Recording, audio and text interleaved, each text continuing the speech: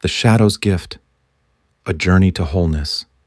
The night Emma finally met her shadow, she was sitting alone in her garden. The moon hung full and bright, casting silver light across her small sanctuary of flowers and herbs. For weeks, she'd been plagued by inexplicable anger that erupted at the smallest provocations: a colleague's innocent comment, her partner's forgotten errand, even the neighbor's wind chimes that sang too loudly in the breeze. "Why am I like this?" she whispered to the night air, her voice barely audible above the symphony of crickets. As if in response, her shadow stretched before her on the grass, longer and darker than it should have been under the moonlight. Emma blinked, certain her tired mind was playing tricks. But the shadow moved independently of her, shifting and stretching until it sat across from her, a perfect silhouette with eyes that gleamed like distant stars. "You've been avoiding me," the shadow said, its voice surprisingly gentle. "That's why you're angry." Emma's heart raced, but curiosity overcame her fear. "Who are you?" "I am everything you've hidden away," the shadow replied. "The parts of yourself you decided were too much, too little, too dark, too weak. I am the rage you swallow, the sadness you deny, the fear you disguise as control. I am your shadow, and I've been waiting for you to notice me." The human psyche longs for wholeness. We fragment ourselves early in life, pushing away aspects of our being that seem unwelcome or dangerous. We learn which emotions are acceptable and which must be buried. We construct personas that win approval while our authentic nature retreats into shadow. But the shadow doesn't disappear. It grows in the darkness of our unconscious. What we resist persists. What we deny defines us. The energy required to keep these parts of ourselves at bay depletes us, leaving us exhausted and incomplete. Shadow work isn't about eliminating our darkness. It's about integration. When we turn toward our shadow with compassion rather than fear, we discover that what we've rejected often holds our greatest gifts.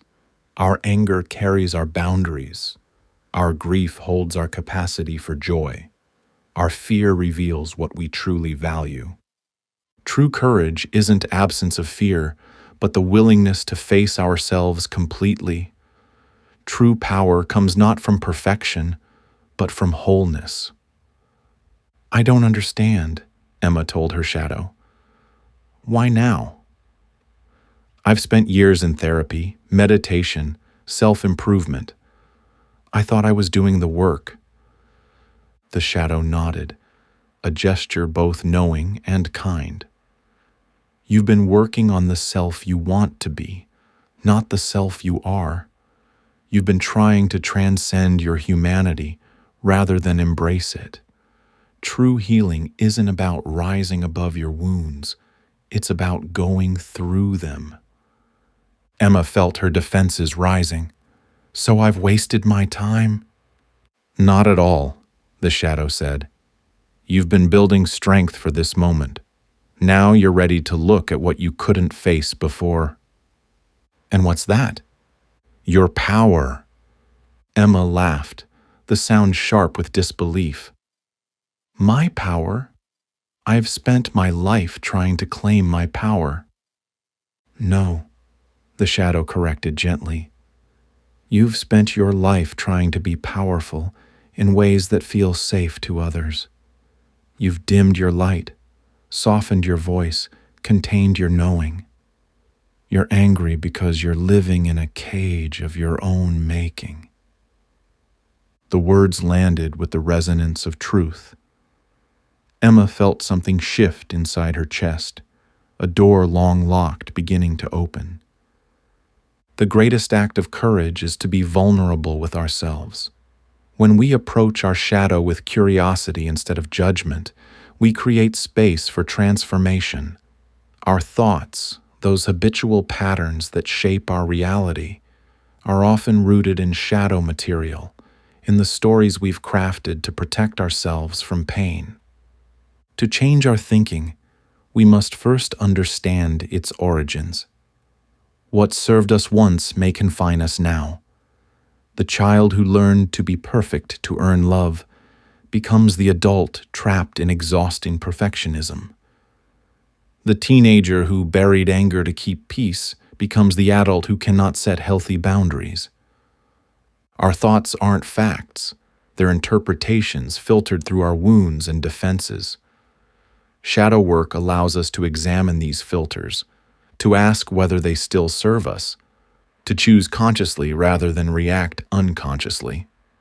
Over the following weeks, Emma learned to sit with her shadow. Some days the conversations were gentle. Other days they cracked her open until tears flowed freely. The shadow showed her memories she'd buried, the time her childhood creativity was dismissed, the subtle ways she'd been taught that her sensitivity was weakness, the moments she'd abandoned herself to please others. "This is why you're angry," the shadow explained. "Not because of wind chimes or forgotten errands, but because you've been betraying yourself for so long." "How do I stop?" Emma asked. "You begin by telling the truth," the shadow said. "First to yourself, then to others. You practice saying, 'This is who I am,' without apology. You learn to differentiate between the voice of shame and the voice of your soul." "And my thoughts? They're so critical, so anxious." "Your thoughts are habits," the shadow said. "They were formed when you believed you needed protection. Notice them without attaching to them. Ask yourself, is this true? Is this mine? Is this serving me now? With awareness comes choice." The shadow holds not just our pain, but our unlived potential. What we reject often contains precisely what we need for wholeness. The sensitive child who learns to hide her emotions may need to reclaim that sensitivity to develop deeper empathy and intuition. The angry teenager who buries his rage may need that righteous fire to fuel his passion for justice.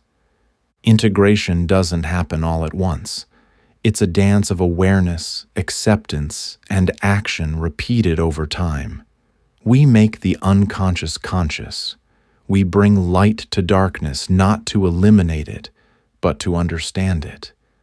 We learn that our wholeness includes both shadow and light, that our humanity embraces both frailty and strength. As we integrate our shadow, our thinking naturally transforms.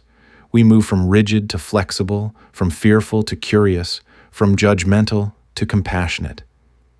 We relate differently to our thoughts, recognizing them as tools rather than truths. We gain the freedom to choose our response rather than being driven by unconscious patterns. One night, months later, Emma sat again in her garden. The moon was full, just as it had been when her shadow first appeared. But something had changed. She felt different, more solid somehow, more present in her body and her life. Her shadow sat with her, no longer separate but part of her, a companion rather than an adversary. "I still get angry," Emma said. "I still have days when my thoughts spiral into criticism or worry." "Of course," the shadow replied. "You're human. The difference is that now you see it happening. You can ask what the anger needs, what the worry is trying to protect. You can respond with wisdom rather than reaction." Emma nodded, feeling the truth of this in her body. "I thought shadow work would make things easier. In some ways, it's made life more complex." "More complex, yes, but also more authentic. You're no longer spending energy pretending to be someone you're not. You're no longer at war with yourself." "What happens now?" Emma asked. The shadow smiled, its form beginning to merge more completely with her own. "Now you live, fully, truthfully, with all of yourself available to you. Your thoughts will still try to protect you in old ways. Notice them, thank them, and then choose whether to follow them or not. As the shadow spoke, Emma felt a sense of integration washing through her, as if scattered parts of herself were coming home. Her thoughts, once a tyrannical chorus of criticism and fear, began to feel more like tools she could use rather than voices that controlled her. She understood now that changing her thoughts wasn't about forcing positivity or fighting against darkness. It was about embracing the full spectrum of her humanity, about bringing compassion to every part of herself, especially the parts that had been denied for so long. In that moment of acceptance, Emma found what she had been seeking all along, not perfection, but wholeness. Not the absence of shadow, but the courage to acknowledge it. Not the end of difficult thoughts, but the freedom to choose which thoughts to believe. Under the watching moon, Emma and her shadow became one, and in that union, she found at last the power of an undivided self.